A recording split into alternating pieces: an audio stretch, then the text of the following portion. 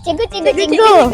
Assalamualaikum cikgu. Waalaikumsalam. Kami ingin menemu bual dengan menyanyikan beberapa soalan. Boleh luangkan sedikit masa? Boleh. Saya di negeri mana tahun ni? Semestinya Pantai Timur, Terengganu dan Kelantan.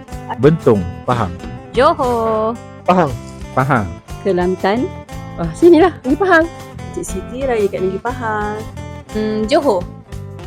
Pahang. Selangor. Melaka, Terengganu. Pahang.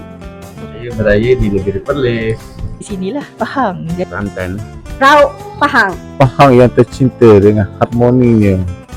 Apakah makanan tradisi yang wajib ada? Semestinya ketupat palas dan rendang. Dodo, nasi dagang. Mang, nasi impit. Kuah lodeh lah. Ketupat, Selemang, rendang. ketupat daun palas. Lemang, rendang, nasi impit. Nasi manis dengan lemang dan ketupat. Lemang dan rendang. Nasi biryani. Rendang, Lemang. Bahulu, lemang. Gulai asrung, chapati tepoyak.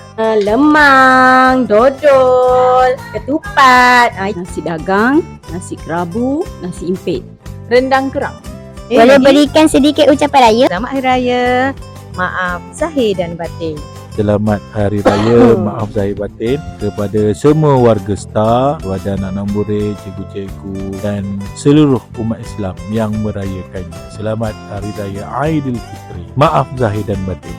Selamat Hari Raya, maaf zahir batin. Hati-hati balik kampung. Okey, selamat Hari Raya. Saya ingin mengucapkan selamat Hari Raya Aidilfitri, maaf zahir dan batin kepada semua warga SK Tanjung Raja. Selamat Hari Raya.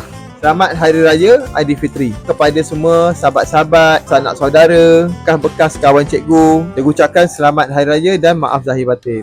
Selamat Hari Raya dan maaf zahir dan batin.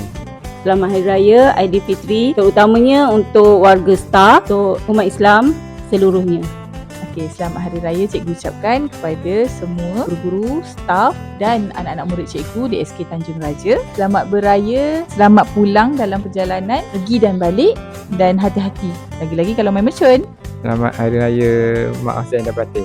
Selamat Hari Raya kepada semua murid SK Tanjung Raja. Hati-hati balik kampung, okey? Selamat Hari Raya kepada semua, maaf zahir dan batin. Selamat Hari Raya, maaf zahir dan batin untuk semua. Selamat Raya, maaf zahir batin pada semua kaum muslim yang muslimat yang akan menyambut lebaran lagi. Saya ucapkan selamat Hari Raya Aidilfitri, maaf zahir dan batin dan semua warga Star. Selamat berhari raya.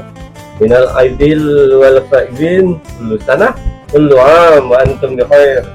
Taqabbalallahu minna wa minkum. Cikgu ingin mengucapkan selamat Hari Raya Aidilfitri, maaf zahir dan batin pada seluruh warga SK Tanjung Raja dan juga kepada murid-murid. Jagalah diri, jaga keselamatan semasa berhari raya. Selamat Hari Raya Aidilfitri, maaf zahir dan batin kepada semua warga Star.